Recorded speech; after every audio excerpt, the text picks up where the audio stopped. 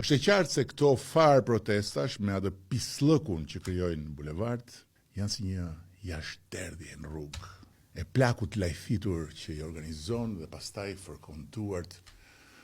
kur pamjet e jashtëderdhjeve të tij dalin nëpër mediat e huaja duke lënduar imazhin e Shqipërisë,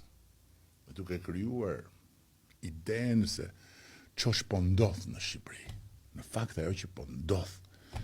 në raport me sa po themi është një degenerim i pandalshëm dhe shpërthimi, dëshpërimi të pangushëllueshëm. Rezultati, rrudhja mëtejshme e një partie, ti thuash, e një force, se di çfarë force ka më, e një